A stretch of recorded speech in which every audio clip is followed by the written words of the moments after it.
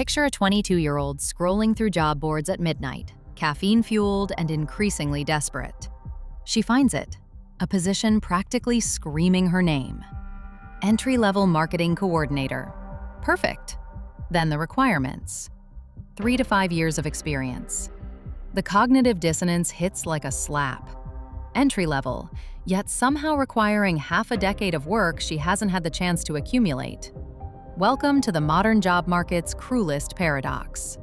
A LinkedIn analysis of 3.8 million postings revealed a staggering truth.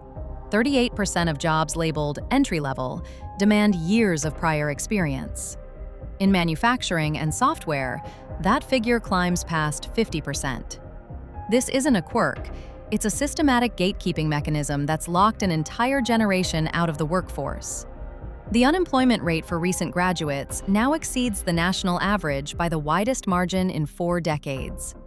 Millions of capable young workers hover in a purgatory between education and employment, credentials in hand, doors firmly shut.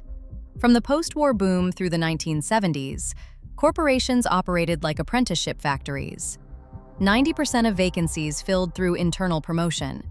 The hiring philosophy was elegantly simple. Find someone teachable, invest in their development, reward loyalty with stability. A firm handshake and work ethic mattered more than pedigree.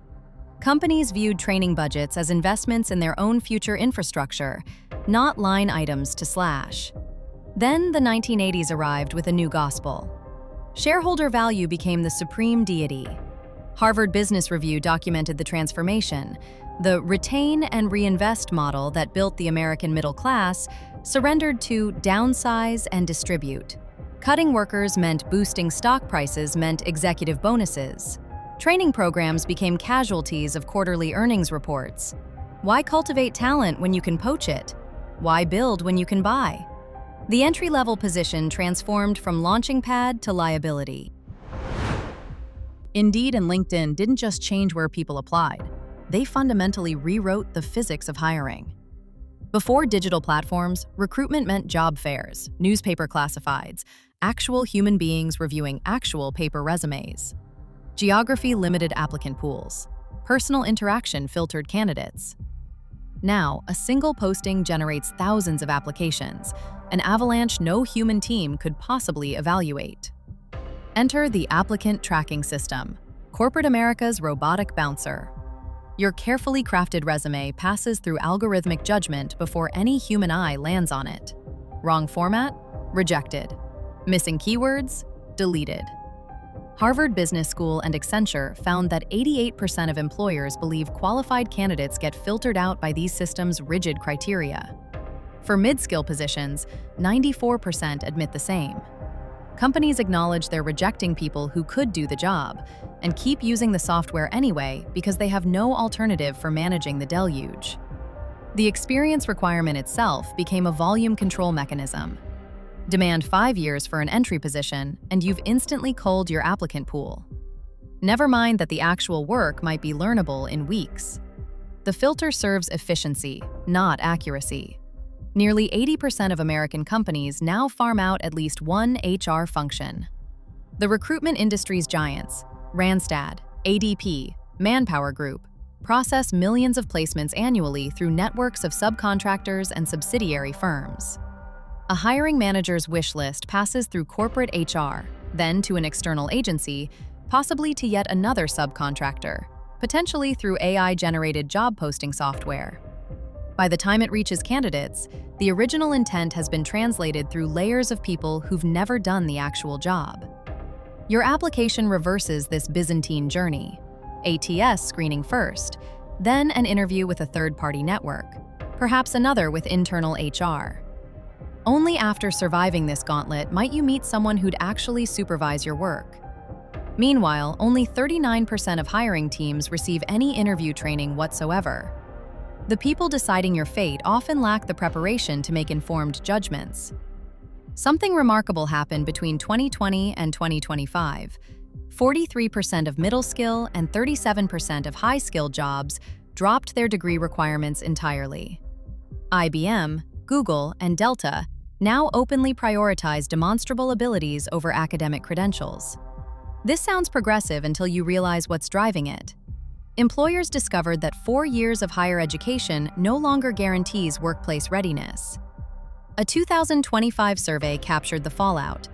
51% of Gen Z graduates now believe their degree was a financial mistake. Only half of bachelor's holders land college-level employment within a year of graduation.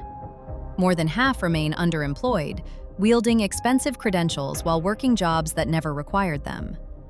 The experience requirement partly reflects employer frustration. 27% of hiring managers actively avoid recent graduates, citing preparation gaps and professional readiness concerns.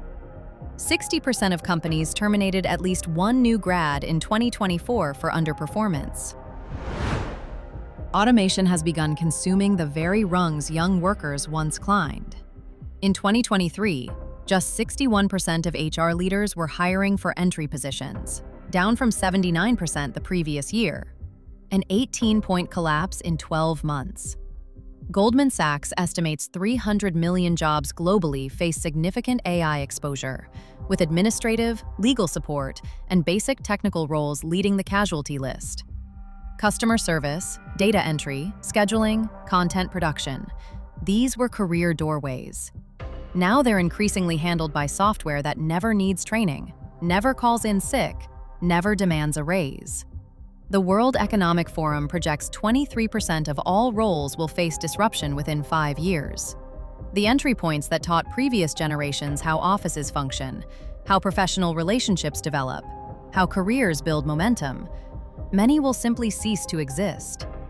What we're witnessing isn't a hiring problem, but an accumulation of 40 years of decisions, each seemingly rational in isolation, collectively catastrophic in combination. Shareholder supremacy gutted training infrastructure. Digital platforms created impossible application volumes. Algorithmic screening traded accuracy for efficiency. Outsourcing severed the connection between job requirements and job reality. Education failed to evolve with employer needs.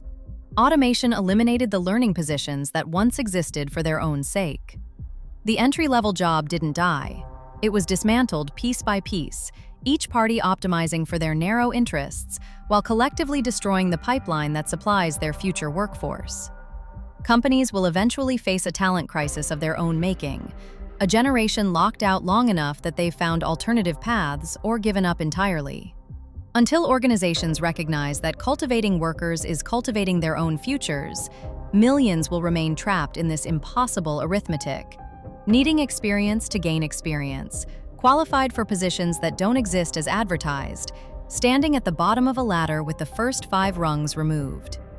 The question isn't whether this system will change, it's whether it will change before it collapses under the weight of its own contradictions.